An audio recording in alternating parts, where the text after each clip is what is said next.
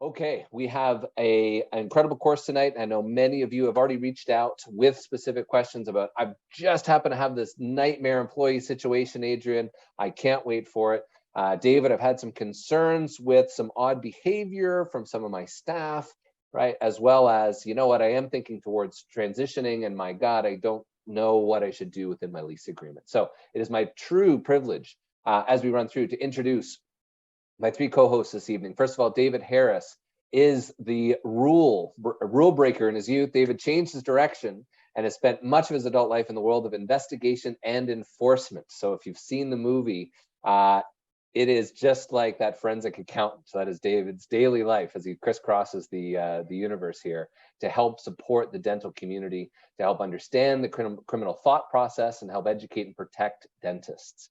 David's the CEO of Prosperident, the world's largest firm investigating financial crimes committed against dentists. He's the author of the book, Dental Embezzlement, The Art of Theft and the Science of Control, and over 30 articles in dental publications.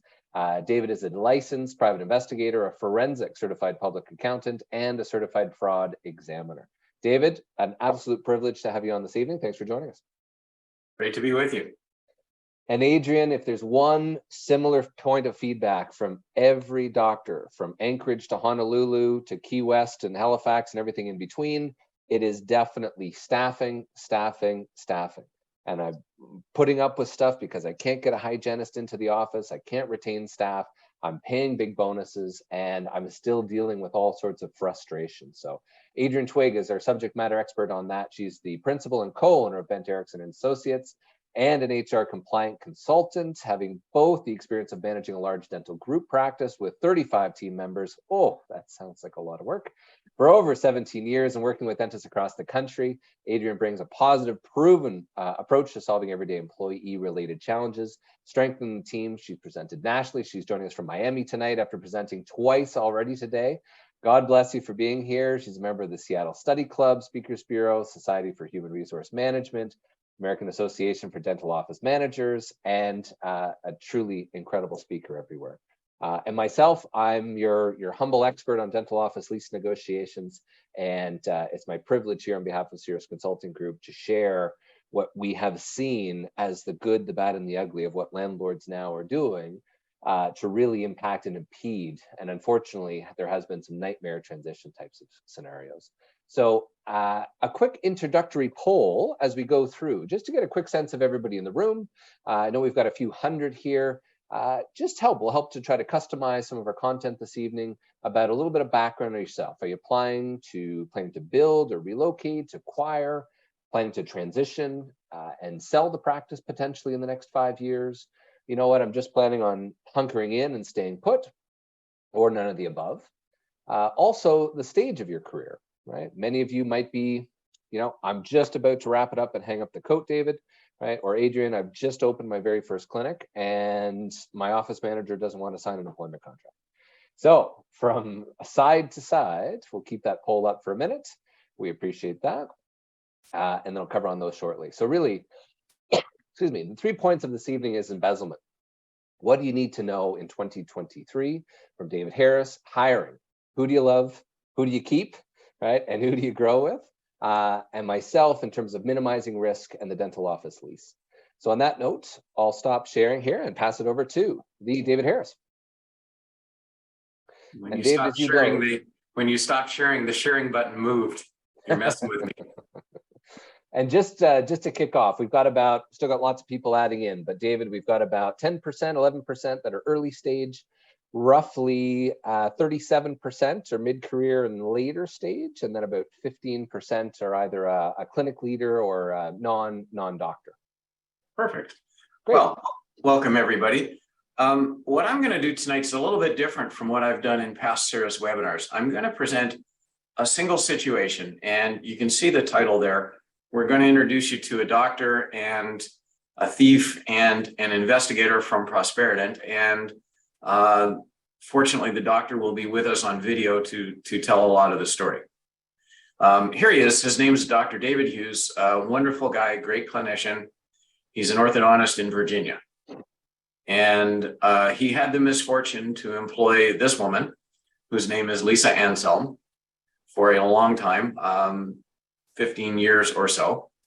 And more or less out of the blue, he called me one day and said, something doesn't feel right. And I have the feeling that my longtime, very trusted office manager might be up to something. There's one more actor in our trilogy.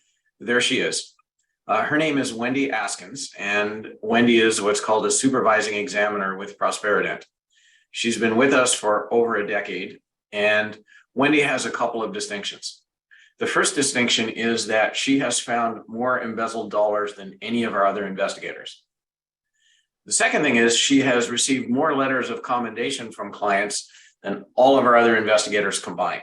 So Wendy is 100% the total package, and she specializes in orthodontic embezzlement investigations. So it was logical that she be assigned to this file.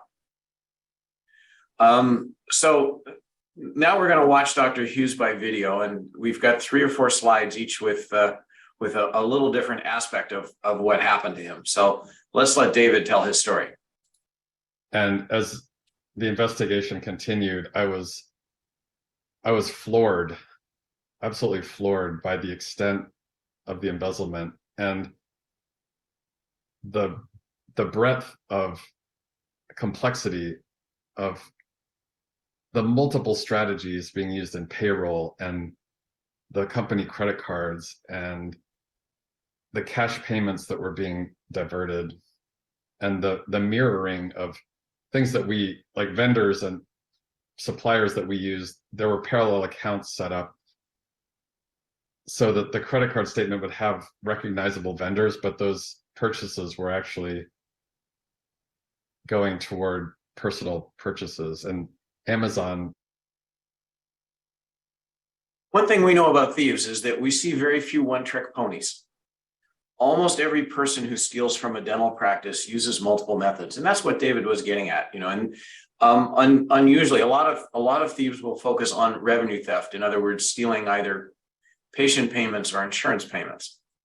And one of the things that marks Lisa Anselm, the embezzler in this case, is that she did that, but at the same time, she was also creating expenses that shouldn't have been there. So it points to the fact that embezzlers diversify just like you would diversify money in your 401k. Another really common theme with embezzlement is manipulation, gaslighting, if you like, where thieves try to control how their doctors think. And David had some really interesting things to say about this.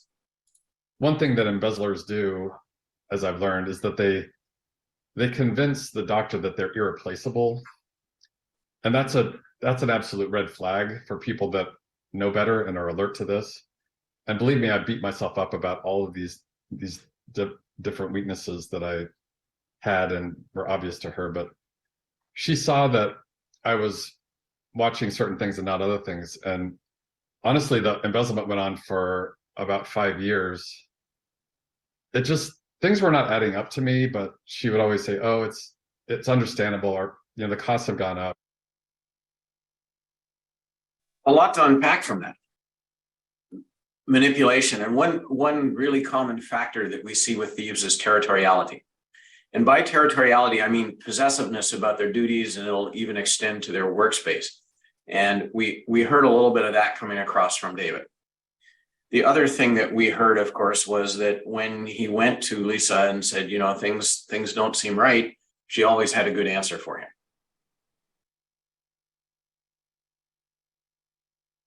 Another thing that David found out the hard way is that he thought that his accountant was doing a lot more to protect him than the accountant really was.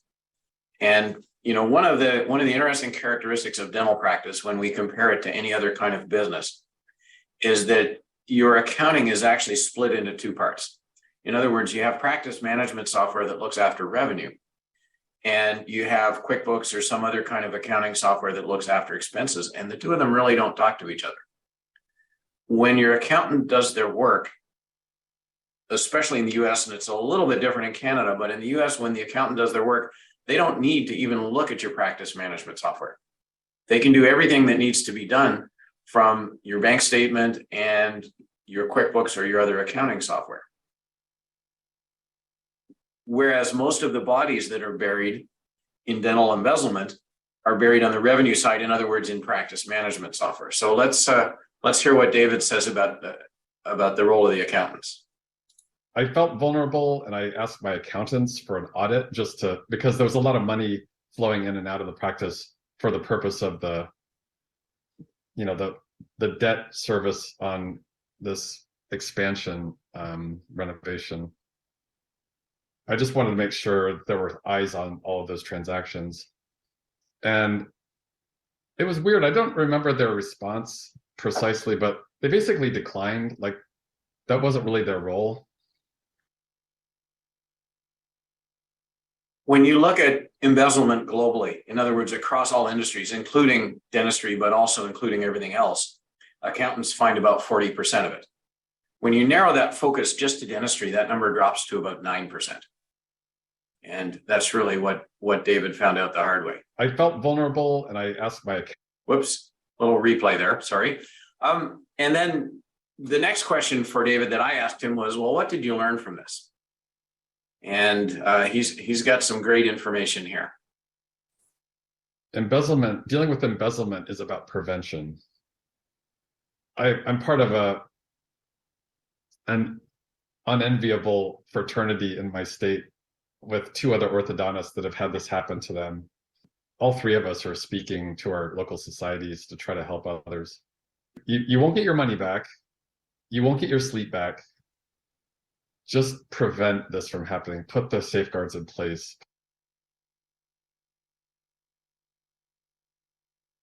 It's like a patient comes to you and says, doctor, I'd like to spend the least money on my teeth in my lifetime.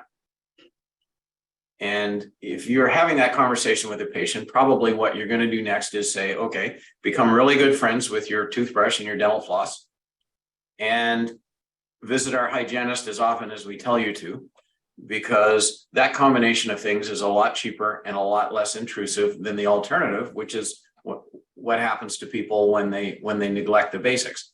And David's advice about your practice is equally good.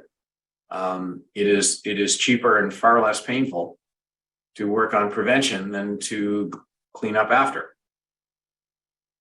So last month, Lisa Anselm got sentenced to 3 years in prison and was ordered to pay restitution of $200,000 to David Hughes. Both David and Wendy Askins, who was the lead investigator in the case, were in the courtroom when Lisa Anselm got sentenced, and they each had something to say about their experience in the courtroom. So let's hear from them both. And it just felt like the justice system was doing justice to what happened. So there was closure even before the verdict was read. There was an element of closure in just being heard and having the facts, the black and white numbers and facts presented to the court and read aloud by the judge.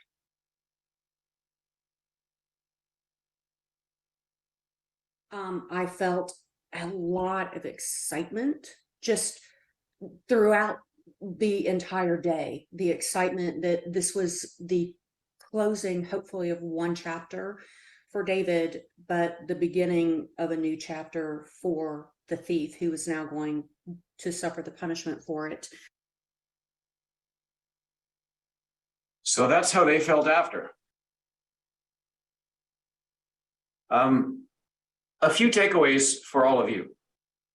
The first one, and I suspect Adrian will have a little bit more to say about this, but I cannot overemphasize the importance of pre-employment screening. One of the things that I've noticed about dentistry is that hiring decisions tend to get made with the benefit of a whole lot less information than what should happen. And I'm going to throw out a really sobering statistic for the audience. If you live in the United States, 70 million Americans, in other words, 1 in 4 adults has a criminal record. And yet I see countless practices that don't do the very basic criminal record check. But it doesn't stop there either. It's important to talk to former employers. It's important to look at somebody's social media activity. Probably in a lot of situations, drug testing is something that should be considered as well. There are a lot of things that need to happen before you bring somebody into that very important place called your practice. And it's really tempting right now when everybody's complaining about how hard it is to find people. It's really tempting to shortcut this stuff. And when you do that, sooner or later, you're going to get caught. The second important takeaway is financial oversight. And there's a lot I could say here, but we'd all be here till midnight in whatever time zone you're in. So I'm going to just keep it short. 3 quick takeaways. The first one is the reports you look at the end of the day and at the end of the month should be ones that you printed yourself. As soon as you allow somebody to print those reports, you create a huge possibility of deception. So I know there are a lot of doctors who would like to go through their whole career without learning the first thing about their practice management software. It's a really bad idea. The second thing is a basic piece of math. The amount you collect should be the amount that you deposit. My suggestion would be to try to line this up monthly as opposed to doing it every day. What makes the daily comparison hard is that you have a lot of types of money coming in where the timing is different. In other words, if somebody pays you by credit card today, that's recorded as a payment in your practice management software today, but it might not hit your bank account until the end of the week. So when you look at a month as opposed to a day, a lot of those timing differences have kind of self-resolved. Again, a lot more I could say about that, and I'm happy to answer any questions after. The third thing is articulation. And as soon as I say that, every dentist in the audience has this mental picture of the relationship that the mandible has with the maxilla. That's one kind of articulation. What I'm talking about is financial articulation. And the way financial articulation works is this. If your office was open 21 days this month and you have 21 end of day reports in your left hand, and you have one monthly summary report in your right hand, the totals of each of fees and payments and adjustments from the 21 reports should be exactly the same as the total on the month end summary report. If those things don't line up, in other words, if they don't articulate, then what happened is that somebody came in when the office was closed and pushed through some transactions that they clearly don't want you to see.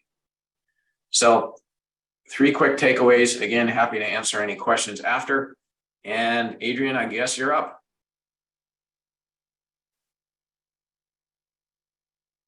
And we just pulled up a quick poll, which there'll be a survey towards the end as well.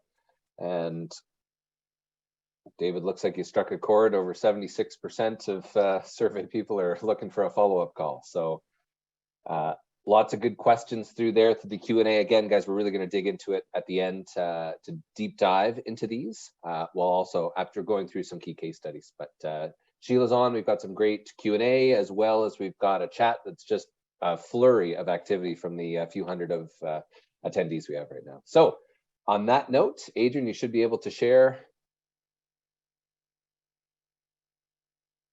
Okay. And just if you share the full screen, Adrian, we should be able to see the full presentation versus the. Okay, got it. Perfect. Got it. Okay. Looks great. Well, thanks for the opportunity to be on here. As I have said before, I always learn things listening to David and Eric, you as well, when we talk about these subjects, sometimes that are a little out of our scope, but we still need to know. So I'm going to talk a little bit on negligent hiring, give you a little bit of information about us. We're Ericksen Associates, and we do human resources and employment compliance for the healthcare industry. We work exclusively with the healthcare industry. We've actually been in business for a little over 40 years, although I've not been here 40 years, but the business has been here with a stellar reputation, and HR is our specialty. We work in all 50 states. In the United States. And as David was kind enough to remind me, we have a lot of participants tonight that are in Canada. And so some of the things that I may talk about may not apply to you in the province that you're in, but the bottom line is compliance and being careful and cautious about who you hire the method and the ways that you go about it are going to apply, regardless of maybe some of the laws or regulations that you may deal with. We're in a lot of different dental publications, and we are the most trusted name in the profession for human resources for the field of dentistry. So there's a whole lot of different components when you talk about hiring. Tonight, we're really going to talk about reference and background checks and making sure that you've got everything in all your T's crossed and your I's dotted, so that when you go to hire that person, you know that you're covered. And my slide is not advancing. Ad lib. Might just be that I pulled up the poll, Adrian. So maybe give that an It's extra good second. right now. Yeah, it's Perfect. good. So like I said, we're going to really hone in on the reference and the background checking. So the statistics right now for falsification on resumes and applications is astounding. You can guarantee that about almost half of the information, or some of the information on resumes and applications right now, is false. They're adding, whether it is the length of employment, maybe they are stretching the dates that they've been employed at a certain place. The salaries may be a little bit inflated. Right now, there are many states that legislation is up in the United States that as a prospective employer, you are not allowed to ask what the former salary was. So that's one thing you need to be aware of. I'm not sure about the provinces in Canada, if that has made it that far north yet, but just be aware if you're in the United States and you're wanting to know what a candidate has made in the past, you need to be careful what state you're in, because you could be under the legislation that says you can't ask about that. But some of the experience has certainly been inflated about what they have done, what their capabilities are, and their education. We are astounded monthly about hygienists that are coming in and they don't even have a license, or their license is expired, has not been renewed. But as far as it goes on their application and their resume, they're in good standing. So these are all things that you need to be aware of. You need to know how to go about checking them, making sure that what you're getting on that application and resume is absolutely, in fact, true. This is a case study that we've come across where there was an associate doctor that was seeing a patient and mistakenly prescribed the wrong medication for a patient. There was some pretty severe side effects, and the patient came back and sued the doctor for malpractice. And it actually came back on the employer, because when things were run and the records were looked into, the employer had not checked any previous references or anything on that doctor that he hired as an associate. And it came back to the employer as negligent hiring, which is exactly what we're talking about. Had that doctor done the extra steps, and I'm sure that it would have been more than one or two, he probably would have come across something in the references about that doctor. Even if he hadn't, he could have said that he had done his due diligence in checking references and doing those extra steps to make sure that he had gone the extra step to find out anything in the background about that associate that he was hiring. Another case study that we found was a doctor had hired a new employee, had not done the reference check, had not talked to previous employers. If she had, she would have found out that that employee had been let go because she had a violent temper and had gotten into altercations with other employees. There was some behavior where they suspected that maybe there was a drug issue or a drug problem there, but nothing was done. Due diligence was not done on the part of the employer.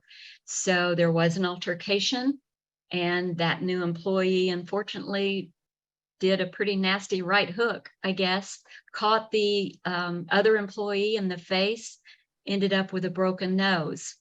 That also resulted in negligent hiring when that employee that was hit and was hurt kind of dug into things and did some investigation on her own about that new employee. So it really is important that when you start to look at the applications and the resumes, make sure that you're digging in and that you're getting good information on that.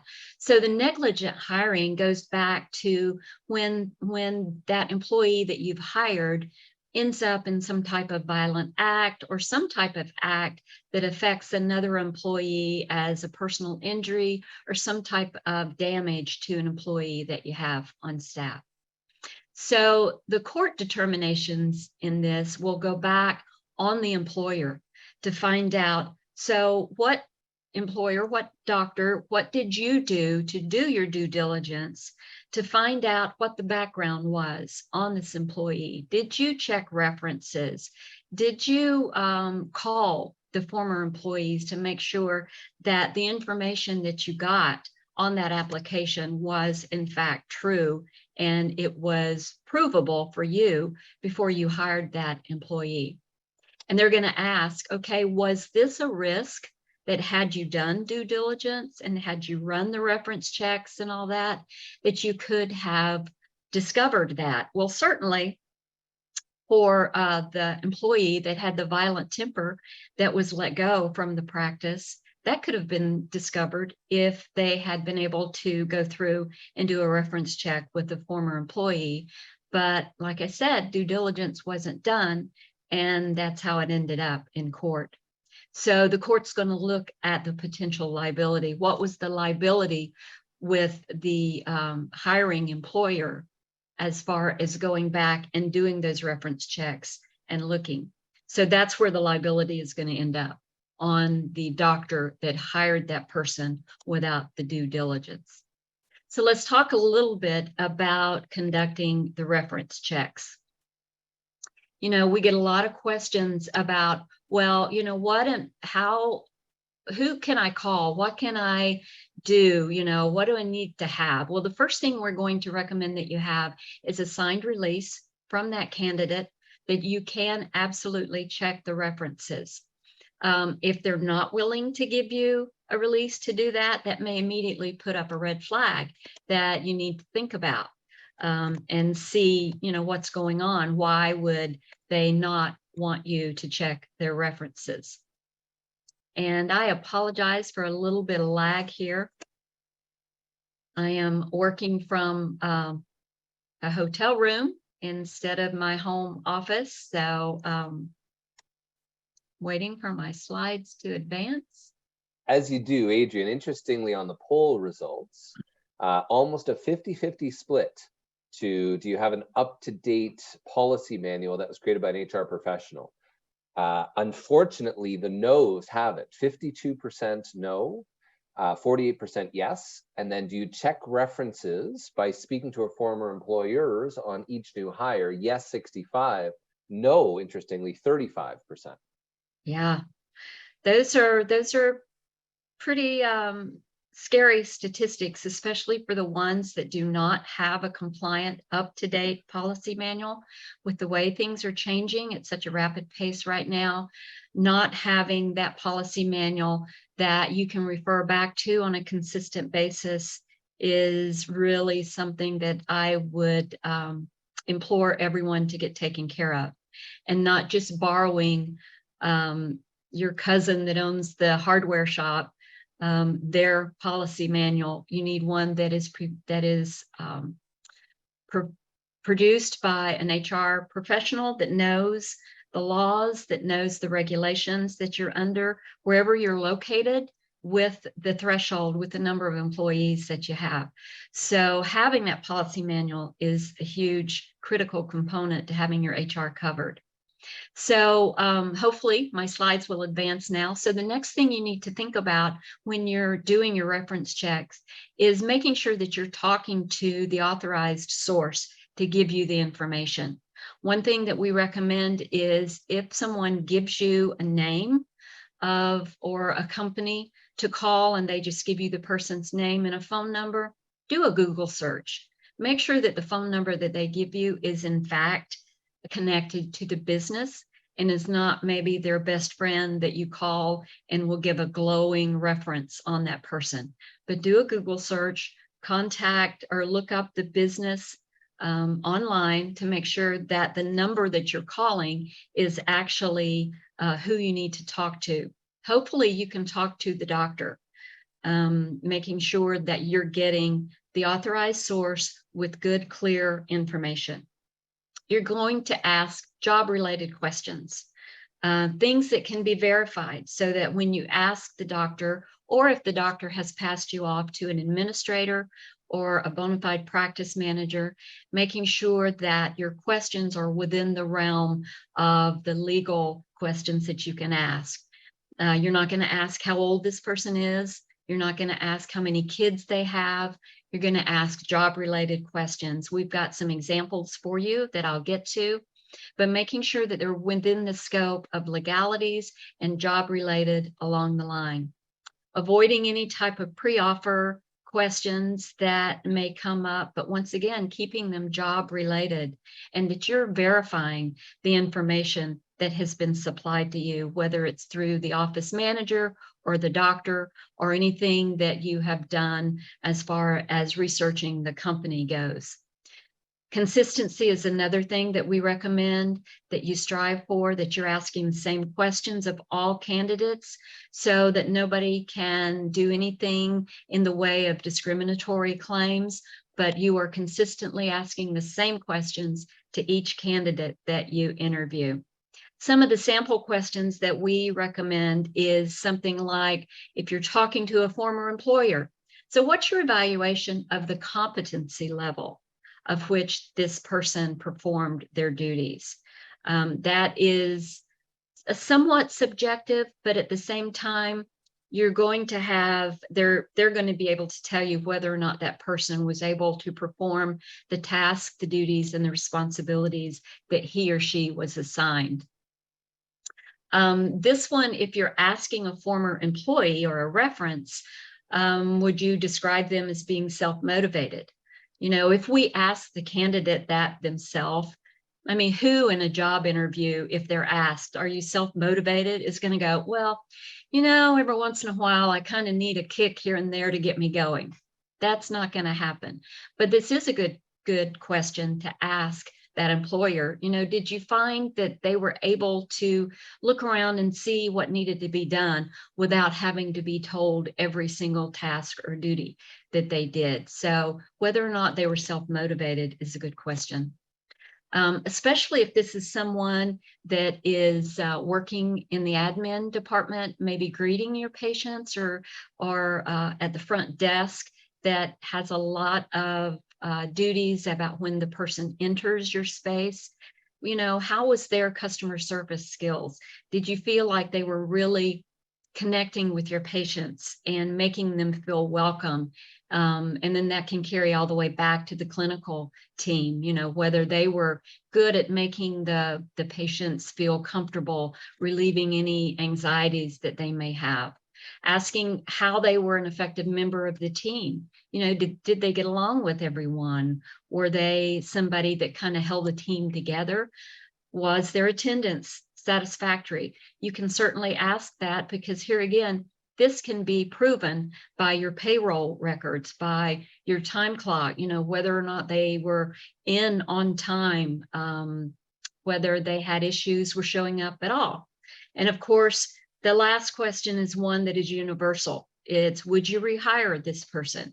If you start out with that questions, a lot of times you may know your answer as to whether or not you go further down the path with this person. If somebody says, no, I would not hire this person back, that's definitely a red flag that you need to think about. When we get into doing background checks, we certainly recommend that you do background checks on your people. There are a lot of pediatric practices in some states now that are being required to have background checks done with their employees just because they work so closely with children.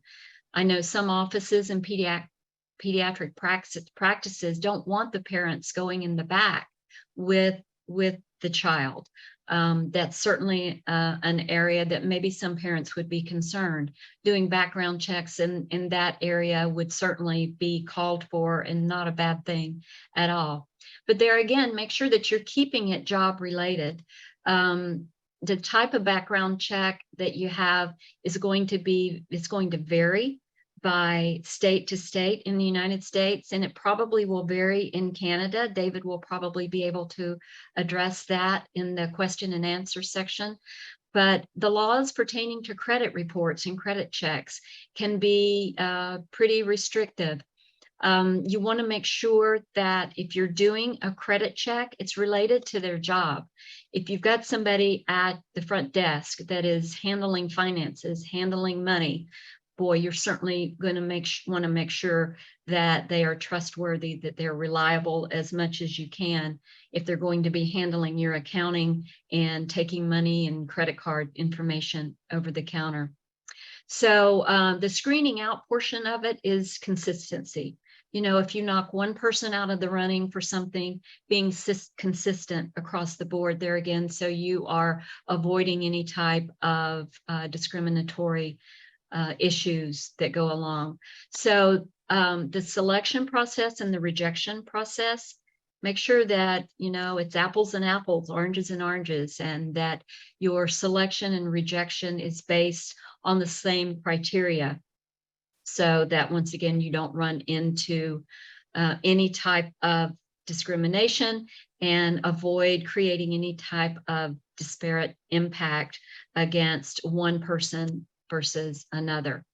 So we've gone through a really quick overview of that. And I think the bottom line is making sure that you've got great questions, that you're asking every single candidate that you've got.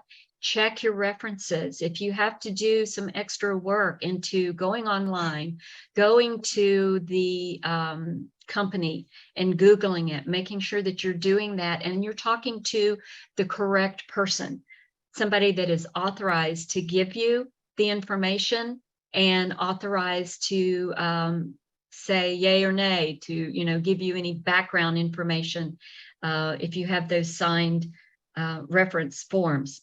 A lot of times, whoever you talk to may request a copy of that release from the candidate saying that, yeah, it's okay to give that information out. That is completely normal. And so it helps for you to have your documentation in order. We are big on documentation at Bent Ericksen Associates. So having the documentation there, having signed authorization form certainly goes into it and helps you to do your due diligence and get away from any claims of negligent hiring. So that's it in a nutshell. So Eric, I will turn it back over to you. Well, Adrian, you've got at least 7 or 8 questions through the chat, plus another probably half dozen or so on the Q&A, which we'll get to shortly. So as we bring it to the third pillar, thanks, Adrian, it's lots of questions between north and south of the border that we'll dig into, but ultimately a lot of good best practices. And that really brings us to here, where, you know, ultimately there are 3 key numbers that you may be shocked can impact your saleability of the practice. So when we touch on now from embezzlement and employee theft to negligent hiring and or disastrous hiring, fall one and the same. The third is those disastrous types of transitions. And that can be things such as passing away, and falling to the emergency exit where you're needing to sell quickly. And stats are is that if you don't sell within the first 90 days, the likelihood of that practice selling falls to almost 0. But 3 quick numbers: 85% of dentists have a lease that can prevent them from ever selling the practice. So for the 74% of you that have a lease, there we'll touch on some of the core components that can be hiding in your lease. Now, especially post-pandemic, what we see is that more often than not, especially as a lot of the office nationally throughout Canada and the US, right, the office market is softening for rents, there are even more than 40% of dentists overpaying in rent.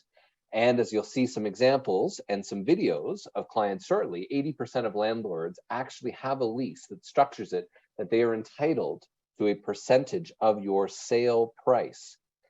Meaning that when you sell, the landlord says that that is just as much their profit as it is yours for the blood, sweat, and tears. David continues to shake his head over those. Staggering. For those of you that, as this is the first Cirrus webinar you've attended, thank you, welcome, right? We've been at it now 29 years. We've done over 13,000 of these types of dental office lease negotiations, and we're the only healthcare dental specialized tenant advisory negotiation firm of our kind in North America. With that being said, to really dig into some of the case studies. So these are some that actually I pulled from some of the recent practice brokers. So Tom Schneider is head of Henry Schein's practice transitions team. And these were 4 recent examples that we went through recently. So number one, here was case number 1. This was a situation in the Northeast US where the buyer was so frustrated through the process, walked away from the deal. Fully financed transaction with a fully negotiated purchase agreement. However, at the 11th hour, they said, oh yeah, I forgot, I got to assign the lease from the seller to the buyer. The landlord asked the seller to remain as the responsible party, also known as the continuing liability clause, on the purchaser's new lease for the seller's remaining term of the existing lease, which was 2 years, and for the term of the purchaser's lease, which was 8 years on top of that for 10 concurrent years. After weeks of negotiating, the landlord relents and only requires the seller to be responsible party for 2 years. But through that period of time, the purchaser said, this is nuts. If they're making it so difficult for the seller, then there's no way that I want to get in here. So the buyer just walked away from all of that issues, all because that lease wasn't structured in a way to allow for, right, that continuing liability clause to be removed. So case study number 2, financial strength of a purchaser. Now, you might be shocked to know that the landlord could have a clause in there that states that they have to be of the equivalent net worth of you on your exit when they are entering into the lease, an equivalent, right, net worth. Well, how many associates are going to have the same net worth as you on your way out? So here's an example where the seller brought through a buyer to the landlord, right, must have at least 50% of the net assets of the seller, or the seller is liable for 5 years after the sale. After full price offers, over 1.5 years of negotiations and offers were rejected by the landlord, finally a purchaser was found as the needle in the haystack who happened to own her own practice and her real estate. So finally, the doctor could sell to finally find someone that was at least equivalent of half of her net worth. Number 3, month to month. For the 37 of you that are in a month to month lease, right, the 6% of you, case study number 3, a month to month lease. One of the brokers had 6 candidates, 6 potential buyers, where each potential seller had a month to month lease, thinking that their landlords would give them a favor and hey, I'm not tied into it and I can just walk away. But the sellers were shocked to learn that the purchaser would not buy, and more importantly, the lender, right, especially the big guys, Bank of America, RBC, north of the border, etc. If there's insufficient term on the lease, they will not issue a long-term loan. So if there's only 5 years worth of term, in some cases, the banks will only give 5 years worth of payback period. And obviously, if you're selling your practice for $2 million, there's no way an associate's going to be able to service that debt over that short period of time. 6 potential sellers were unable to sell their practice and had to walk away from their practices, all because of they left themselves very exposed with a month-to-month lease, without the ability of selling the cash flow and that continuation of payroll. Case study number 4, through the eyes of the purchaser, which we are all selfish as humans. We're all thinking about number 1, right? Maybe not Adrian, but we're all thinking about number 1. As a result, you need to start looking at your contracts through the eyes of the buyer, no different as your handbook through the eyes of the buyer, your employment agreement through the eyes of the buyer, and your lease through the eyes of the buyer. So in this particular case, buyer and seller got together, agreed on the sale price, agreed on the closing date. Purchaser's a corporate entity, right? Had 8 practices, strong balance sheet, right? The purchaser's also out of state and new to the market. Landlord's a real estate trust, right? The big REITs, the big national guys. Landlord initially laid an unrealistic set of expectations with the sellers to stay on for the remaining 2 years of the lease. Purchaser was required to give a corporate and a personal guarantee, right? Attorneys, both sides, everybody started to, hey, we'll handle it, etc. But again, through all the back and forth, the landlord still wanted that pound of flesh through that personal and corporate guarantee. And the purchaser said, we're done, walked away after spending $20,000 in legal fees. And the buyer had already spent $9,000 in legal fees, all because of one little clause in the bottom of this section. So where does it go wrong? So for those of you, for the few hundred of you that are running through here and joining us this evening, this is where, if you're following along on a digital copy of your lease, this assignment section is key. By definition, it describes, right, the process as to if you can sell your practice, right, in alignment with assignment of the lease, which is usually one of the 2 conditions of sale. To sell your clinic, it's usually conditional to the buyer getting financing. And number 2, right, the successful assignment of the lease, because how much is your practice worth without the keys? So therefore, this assignment clause clearly does break down when you can sell your practice, what the landlord's responsibilities are, right, what the conditions of that sale may be, right, and more importantly, right, what the actual continuing liability and financial aspects of it.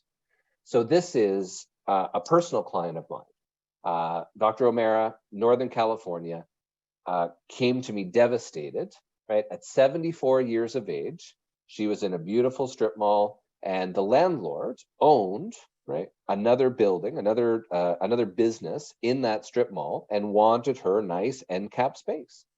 So with similar language to the lease as we just described, the landlord had all the control as to whom she could sell to and when. She tried to sell her practice 3 separate times, one to her partner, right, one to an associate, and even one to a corporate buyer. Every time the landlord said no. So at 74 years of age, can you imagine this? Just to be able to reap the rewards from selling of her assets into her retirement, she was then forced to relocate 10 minutes north, right? We were able to negotiate her, luckily, right, a great new agreement with a landlord that was very anxious to secure a medical dental tenant. And we got the landlord to cover 100% of those build-out costs, right? But can you imagine being 74 years of age and being forced to go through the headache of relocating, all because of one little sentence, right, hidden in Article 76, subsection 2 of your lease agreement, right? So as we look to that, this is what to look for, right? Number 1 is, don't be surprised in your lease. This is in over 75%, and this section's in almost 100%. The landlord must give you prior written consent to allow you to sell your practice.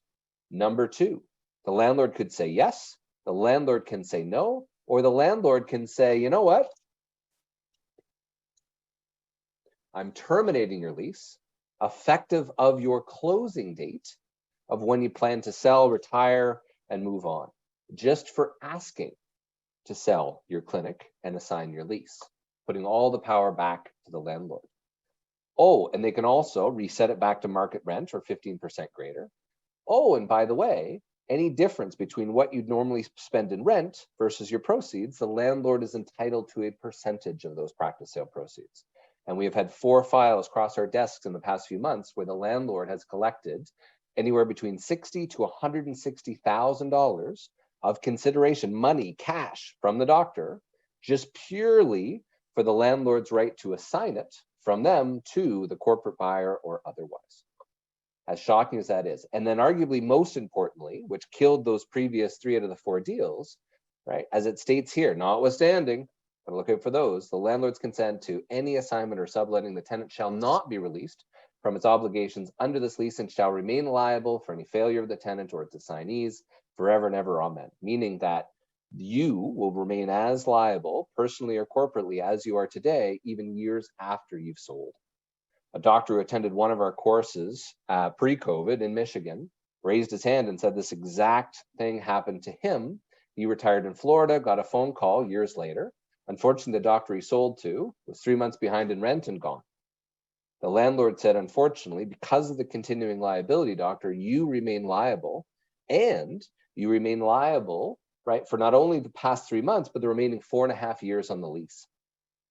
The doctor called his office manager and had to reopen the clinic, had to get the band back together. One little clause, hundreds of thousands of dollars of liability, right? Number two, and we've got a doctor here to share their story. One particular clause on the options. If there's two takeaways from tonight, right? Number one is to add into your calendar right now, when does your lease expire? And more importantly, when, if any, is your option to renew deadline? If you fail to miss that option to renew deadline, those remaining options become null and void, and you, right, have just become a month-to-month tenant. One little clause, right, could be personal to you, right, that you don't have only you have the opportunity to renew the lease, not the buyer, right? Or the landlord could put through a new standard form lease, or the landlord can give all new rent, right, at your expense. An example, recently out of Texas, a doctor had reached out to us, got this, his friend, right, was the doctor next door, thought it was his friend, golfing buddy, etc., right, got this letter, had built it 5 years prior, got this letter, and said, unfortunately, as you know, your lease expired November 14th, 2018, right? You had an option to renew, but you were required to give me notice by 6 months prior to the expiration of your lease, which you did not do. However, please be advised, my broker will be placing a for lease sign, a conspicuous but non-intrusive place on the premises this week, and he'll only share your premises, during business hours. Oh, lovely, right? And if you want to stay, have your people call my people. So this is a very similar situation to what happened to a great client of ours, and I'll share this from Dr. Thatcher here quickly.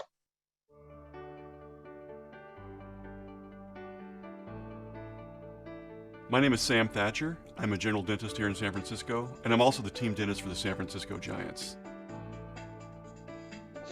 I've been practicing about 20 years. I've been in this space for 16 years. We actually started from scratch. This was an empty space when we started.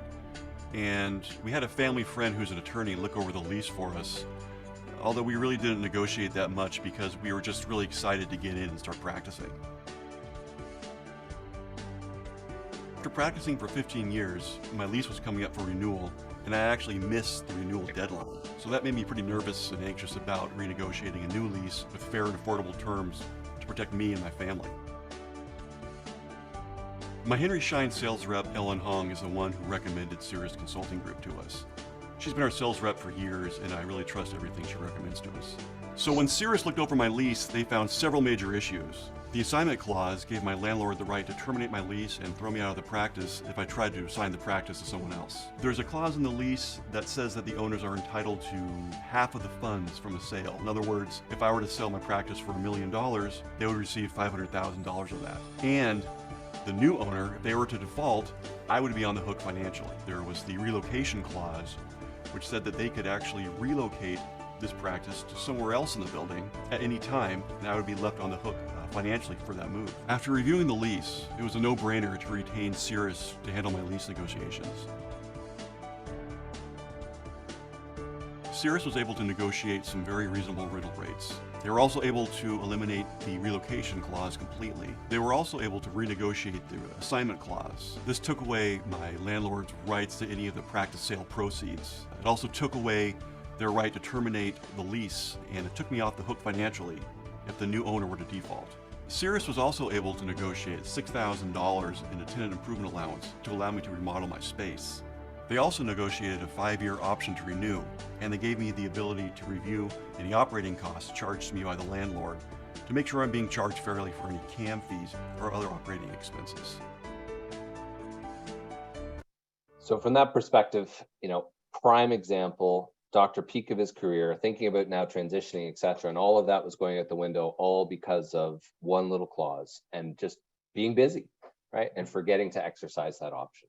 So if any of that has caught your attention and caught your concern, these are just some, great one to screenshot.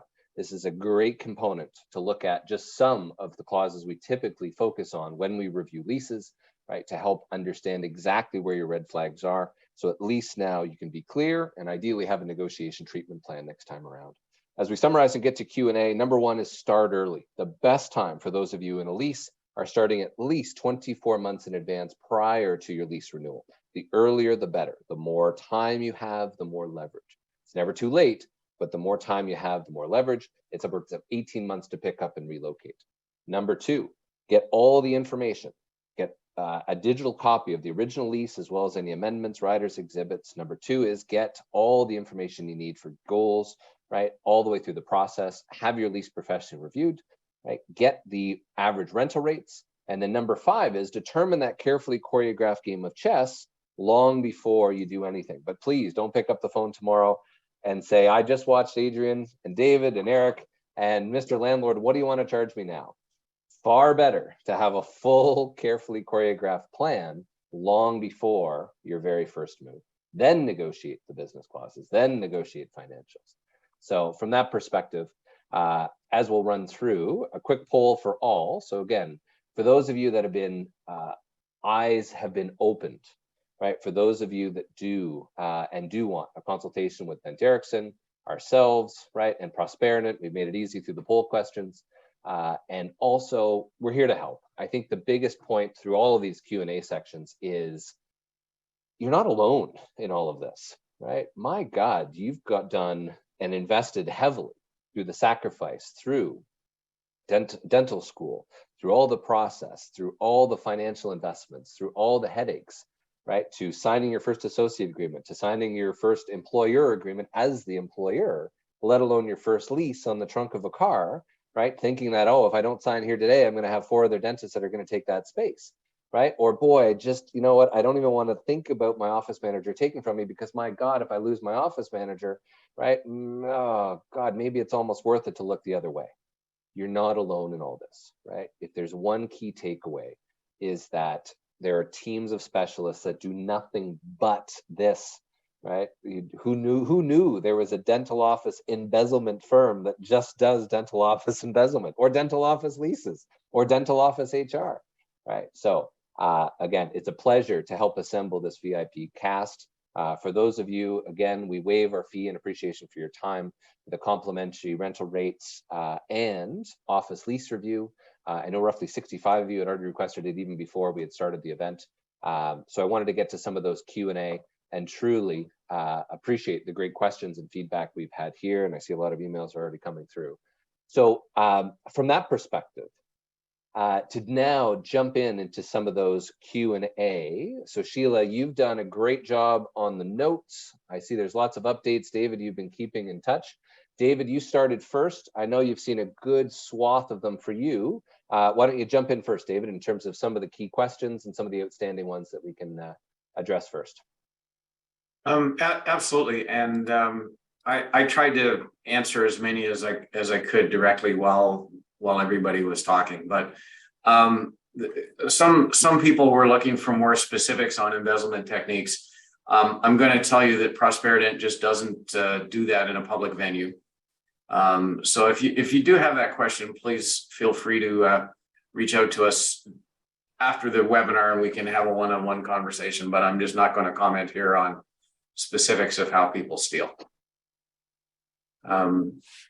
Somebody asked to explain articulation again. I thought that was a great question. And if you, I rather than do it verbally, I just typed a written answer that you can see in the Q&A. I made it public for everybody. And if you want to keep that answer, you can just copy it and paste it, or you can take a screenshot by, if you're on a Windows computer, doing the Windows button on your keyboard and print screen. That's how you capture a screenshot. I think those were the key ones. There were a number of questions that probably overlapped between Adrian and me a little bit, and there were really 2 recurring themes. One was negligent hiring, and the question was, is negligent hiring a thing in Canada? It absolutely is. The other question, and Adrian, please tackle this because I'm sure you have a great answer. A lot of people seem to think that they can't do anything other than confirm employment dates when they're a former employer and they're contacted by a prospective employer. Yeah. Yeah, that is true. That is something that is like the myth that just goes on and on and on. There is certainly some wisdom and discretion that you need to use. One thing is, okay, do you have a release from this person that you can give a reference, or that you can contact former employees? And at the same time, if you are calling a former employee about a candidate and you're asking questions that that former employer can substantiate, such as, was this person on time? Did they miss a lot of work? Things like that, like I mentioned before, that the payroll records can be brought up. And if that employer, the former employer, gives you that information, they can prove that what they gave you was correct. It takes away a lot of the liability, but there again, we're going to always recommend that you have a release by that person to call the references. And if they're going to give you references, then why wouldn't they sign a release? So there are a lot of questions that you can ask. I know, David, like you said, many people are under the impression that, oh, well, all I can ask is, when did they work from you? Like date of hires and how long did they work? Or would you rehire this person? And that's not true. You can get further information. Once again, I will reiterate, make sure you have a release from the person, an authorization to check references, but then the information that that former employer gives you, it can be substantiated with documentation, and that's always going to be important. So yeah, there are questions that you can ask other than just the, would you rehire this person? And I'll amplify a little bit. 17 states give what's called qualified privilege. In other words, that is almost the same amount of sanctity as a conversation that you have with your lawyer or your priest or your doctor. So there's qualified privilege in a lot of states for conversations between employees or between prospective employers and current or former employers. And in those cases, you can, as long as what you say is true and without malice and not discriminatory, there's nothing you can't say. And you can back it up.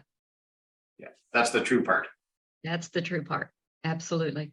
We're big on documentation. So if you ever hear any of our presentations, we are going to pound you over the head with document, document, document. You know, just like Eric will tell you in real estate, it goes back to your documentation, and in HR, it is absolutely the same. Documentation for everything.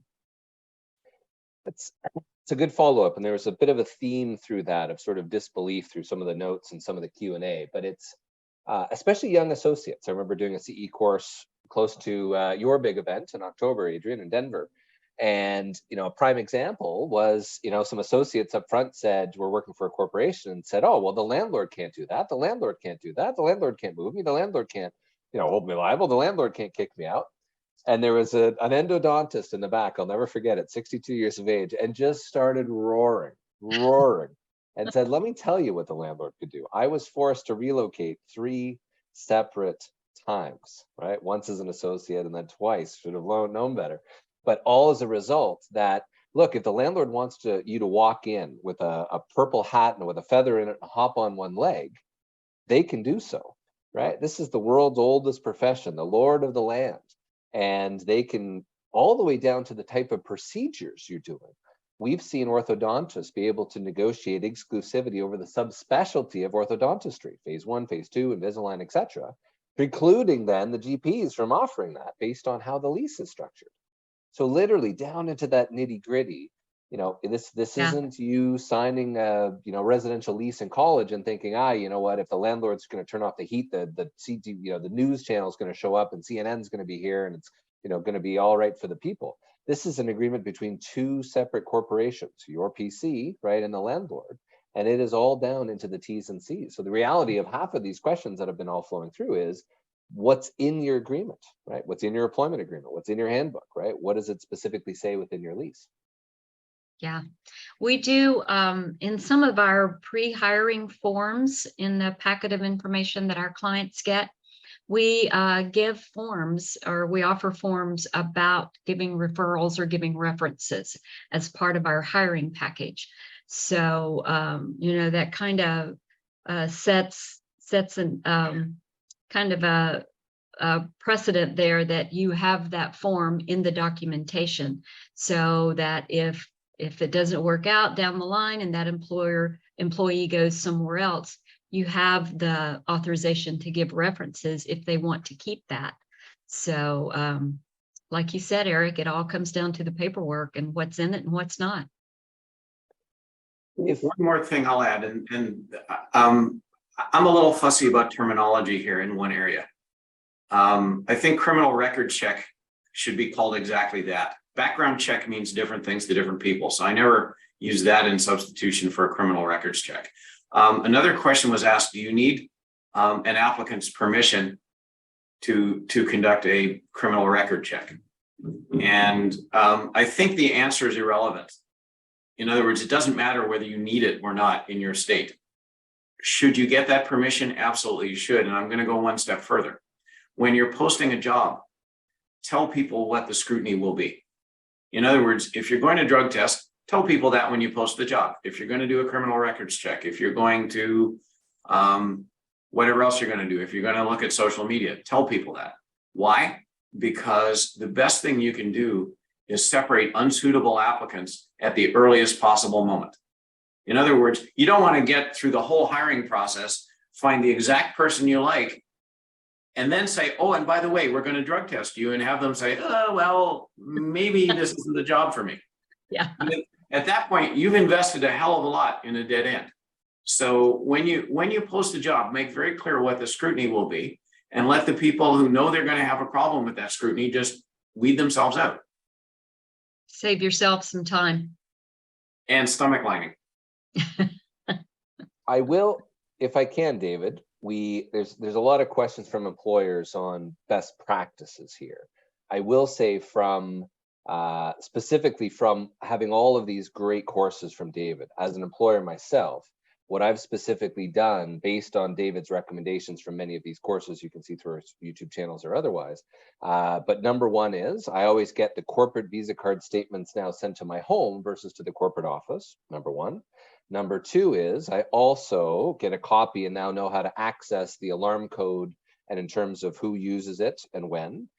In our case, we have the individual pass keys, so we can see who's using it when and who's accessing the office and when, right? And those, I know, David, you didn't want to get into any specifics, but just as one employer to the masses of other employers here, those are two little best practices that I've done, as well as obviously, keep every specific alert and app on my phone. And I even trigger it so that anytime the corporate card triggers something at 0.01 cents for the personal card as well, to the chagrin of my wife.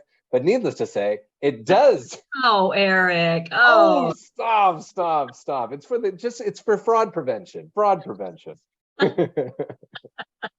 One final question, Dr. H. I had a clause authorizing my sale to practice to anyone in the health profession. Does not restricted to dentistry. I have a walkaway clause, but it states that I can sell as long as the profession is qualified in the area of expertise, as long as it's health related. Yeah, Dr. H, obviously a client of ours, and I saw your note today, so looking forward to reconnecting with you as well in my old hometown of San Diego. So yeah, happy to discuss, but obviously we did some great work there to help give it as broad of a capture as well, so that depending on your situation, whom you want to sell to, right, the wider the audience, especially someone that wants to be multidisciplinary or otherwise, there's lots of options there. Sheila, anything else we've missed? David, Adrian? Nope, I'm good. I think that covers it. I did have a question from someone that was asking if we were going to talk about hiring and employees quitting on this webinar, and I just offered for them to contact me directly, and I'd be happy to answer any questions. One thing I'll mention that we've started doing, Adrian, that I find helps a lot. A lot of employers are complaining about ghosting now. Oh, In sure. other words, people applying and then not showing up for the interview, or getting the job and not showing up. One thing that I did recently was when people apply for a job with Prosperident now, we require them to make a 1-minute video on why they want the job.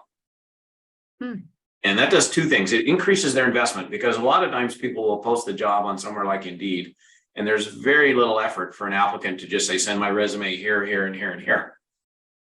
When they have to do the video, that increases their investment a lot. It also, for us, selfishly, weeds out people who can't use computers. You know, somebody who can't figure out how to make a 1-minute video probably doesn't really have the computer skills to work here. So that's a trick we've tried, and it seems to be working so far. And I just throw that out for the audience in case that helps them. Yeah, another thing that is kind of old school is when people will advertise their jobs, they will say, please send us a cover letter, and they'll put 2 or 3 instructions in that cover letter and say, please do this, this, and this. And if the person can't follow through and follow those instructions, then, you know, we believe in a process of elimination when you're looking through resumes. Is if they can't follow a couple of simple instructions, then okay, maybe they're not a good fit. That's right. Great comment from Dr. C. You've got all the material for another webinar. My hour is up. Well, I cannot thank you enough. If there is a part 2, we're happy to do it as well, and truly appreciate David Harris. It's an absolute privilege. And Adrian, every single time, staffing issues, the difficult conversations, you're always incredibly caring and give some great best practices there. You're very kind, Eric. Thank you. Hopefully our clients will reach out. Same for David, and to help us out there, guys, and we certainly appreciate it. So on that note, thank you so much. We are here. All of our contact details are there. There'll be an exit survey as well. We certainly appreciate your feedback for anything we can do or new topic ideas for the future. And if you want to continue to hear some of the war stories and how we got through them, we're happy to do another one as well. Perfect. On that note, Adrian, thanks so much. David, Sheila, have a great night. Thanks, everybody. Bye.